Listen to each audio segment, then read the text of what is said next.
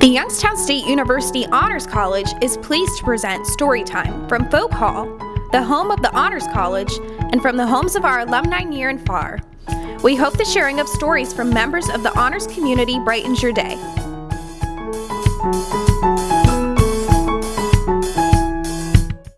Hi, my name is Carly DiPietro. I'm a junior industrial engineering and mathematics major, and today I will be reading Peppa Pig, Happy Hanukkah.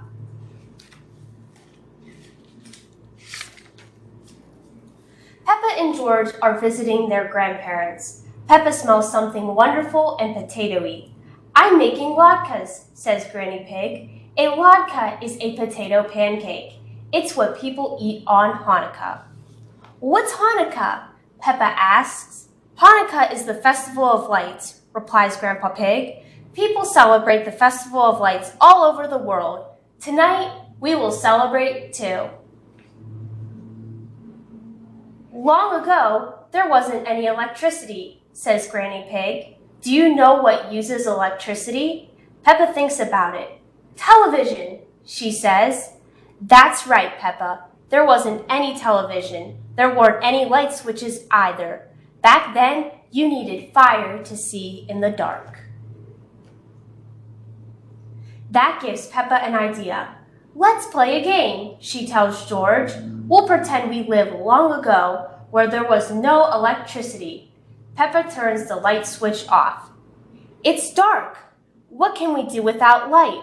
Granny Pig asks. Peppa thinks about it. Then she gets an idea. We can make a fort. Together, Peppa and George find cushions, pillows, and a blanket. They build a fort with all of their materials.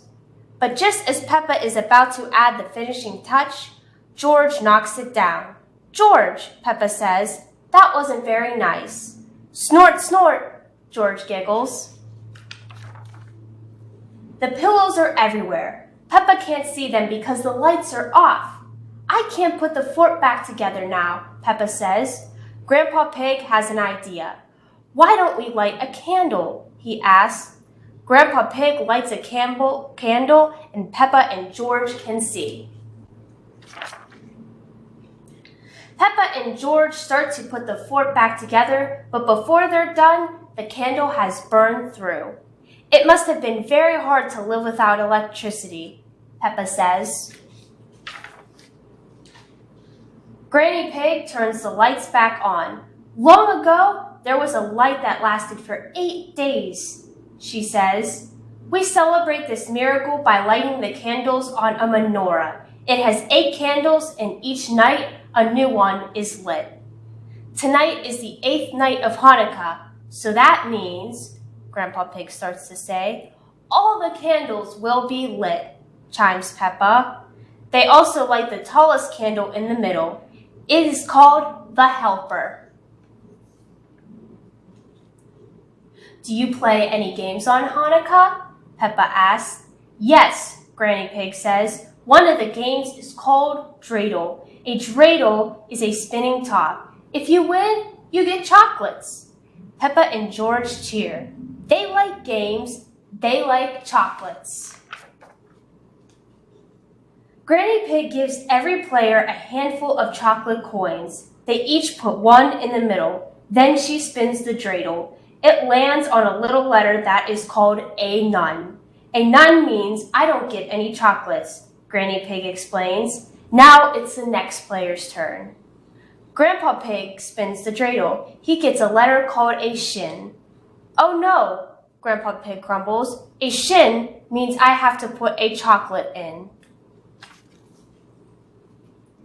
Now it is George's turn. He spins the top. He gets a letter called a hey.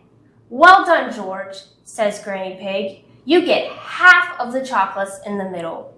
Last, it is time for Peppa. She spins the dreidel. It spins and it spins and it spins and it falls off the table. Oh no, Peppa says. Does that mean I don't get any chocolates? Go look, Peppa, says Granny Pig. What did the dreidel land on? Peppa crawls under the table. It's a gimmel. That means you win all the chocolates in the middle. Grandpa Pig says. Peppa smiles. I love Hanukkah, she says. Happy Hanukkah. Hanukkah is the festival of lights. It is celebrated in the Hebrew month of Kislev, which usually falls in November or December. People celebrate Hanukkah in lots of different ways. They also celebrate the miracle of light. On Hanukkah, a special candle holder called a menorah is used. On the first night, only one candle is lit. On the second night, only two. By the eighth night, all candles are lit. The candle in the middle of the menorah is called the shamash. That means helper in Hebrew. People use the candle to light the other ones from right to left. Many families eat latkes, jelly, donuts, and other food that's covered in oil to remember the oil that burned for 8 days. Families also play dreidel, or spinning top. This can be played with candy, cookies, or even gold coins. Some families also give gifts on each night of Hanukkah. Often, those gifts include money or donation for those who need it. Today, I will be reading A Charlie Brown Christmas by Charles M. Schultz, and this is the pop-up edition.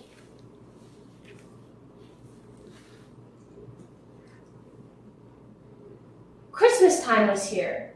Soft snowflakes floated down from the sky, the sweet sound of carols filled the air, and everyone felt happy. Well, almost everyone. I think there must be something wrong with me, Linus, Charlie Brown told his friend. Christmas is coming, but I'm not happy. I just don't understand Christmas.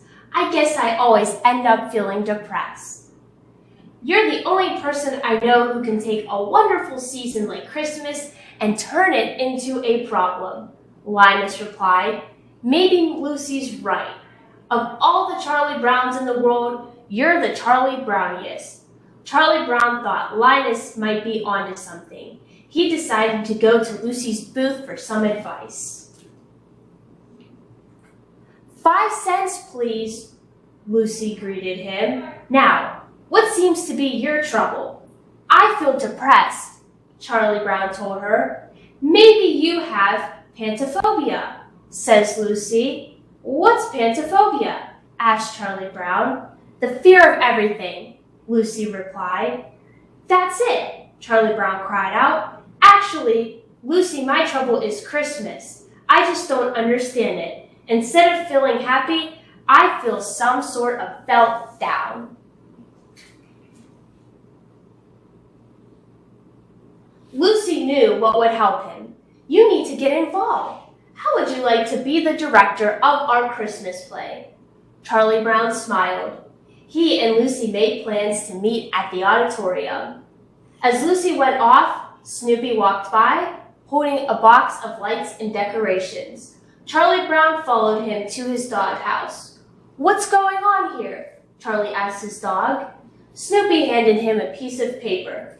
Charlie Brown began to read aloud.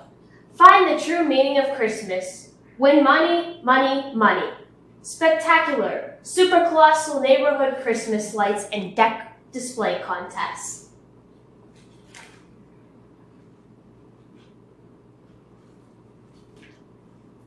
At the auditorium, Lucy had an announcement. Quiet, everybody. Our director will be here any minute, and we'll start rehearsal. Director? What director? Asked Patty. Charlie Brown, Lucy replied. Oh no, we're doomed, said Violet. Here he comes, said Lucy. Attention, everyone. Charlie Brown addressed the cast, but no one listened to him. They were all dancing as Schroeder played his piano. Stop the music, Charlie Brown shouted into his megaphone. We're going to do this play, and we're going to do it right. Lucy, get those costumes and scripts and pass them out. Lucy walked up to Frida and gave her a script and a costume. You're the innkeeper's wife. Did innkeepers' wives have naturally curly hair? Frida asked. Lucy walked over to Pigpen. You're the innkeeper. Pigpen looked proud. In spite of my outward appearance, I shall try to run a neat inn.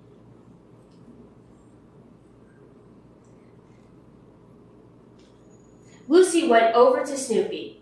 "You'll have to be all the animals in our play," Lucy told him. "Can you be a sheep?" "Bah," bleated Snoopy. "How about a cow?" asked Lucy. "Moo," mooed Snoopy. "How about a penguin?" asked Lucy. "Clack, clack, clack." Snoopy waddled around the stage. Soon, all the parts had been handed out, and it was time for Charlie Brown to direct. He asked Schroeder to set the mood for the first scene. But as soon as Schroeder started playing, everyone started dancing again. Lucy and Charlie Brown watched from the side of the stage. "Isn't it a great play?" Lucy asked. "It's all wrong," Charlie Brown told her. "Let's face it, we all know that Christmas is a big commercial racket," Lucy said. But Charlie Brown was determined. "Well, this is one play that's not going to be commercial."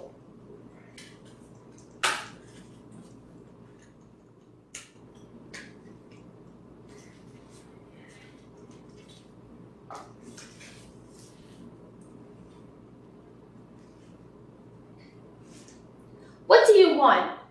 Lucy asked. "The proper mood," Charlie Brown responded. "We need a Christmas tree."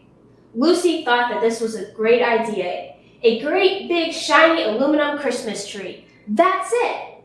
"I'll take Linus with me," said Charlie Brown. "The rest of you, practice your lines."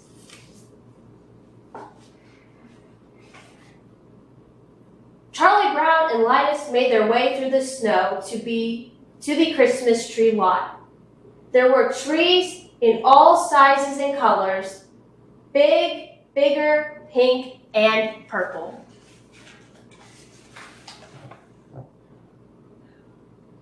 And red.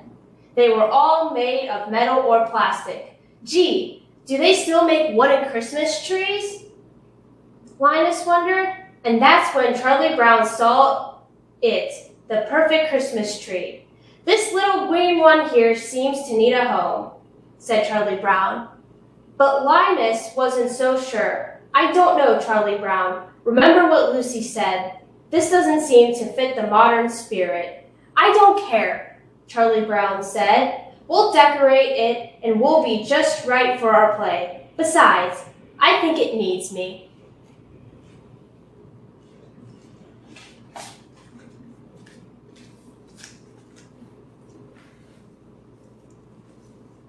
"We're back," Charlie Brown announced as he and Linus brought the little tree into the auditorium.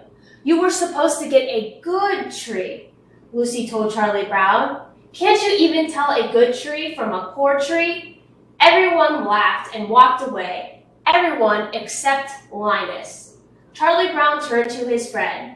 "I guess you were right, Linus. I shouldn't have picked this little tree. Everything I do turns into a disaster. I guess I really don't know what Christmas is all about."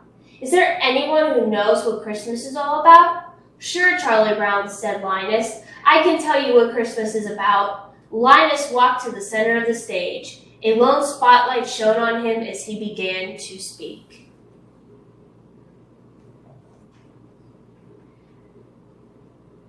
"And there were in the same country shepherd abiding in the field, keeping watch over their flock by night. And lo, the angel of the Lord came upon them, and the glory of the Lord shone round about them, and they were sore afraid. And the angel said unto them, Fear not, for behold, I bring you tidings of great joy, which will be to all people. For unto you is born this day in the city of David a Savior, which is Christ the Lord. And this shall be a sign unto you. Ye shall find the babe wrapped in swaddling clothes, lying in a manger. And suddenly there was with the angel a multitude of the heavenly host, praising God and saying, Glory to God in the highest, and on earth peace, goodwill toward men. That's what Christmas is all about, Charlie Brown, he added.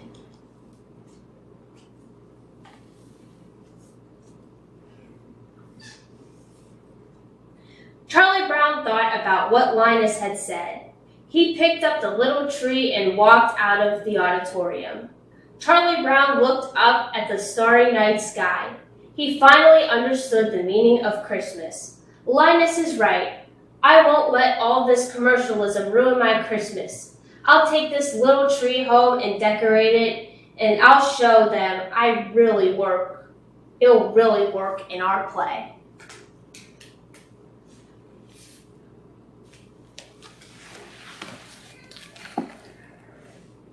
Charlie Brown took his tree to a place where he knew there would be a lot of decorations, Snoopy's doghouse. He selected a shiny red ornament, but when Charlie Brown put the ornament on the tree, it collapsed. "I killed it!" Charlie Brown cried.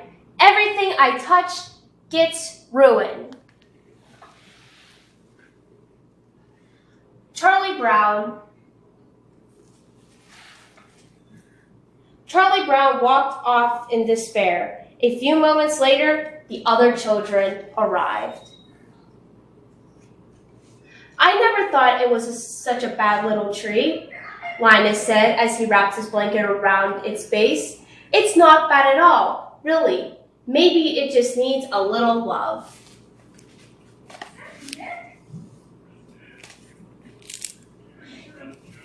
Everyone began taking ornaments off Snoopy's doghouse. Soon, the little tree had been transformed into a festive Christmas tree.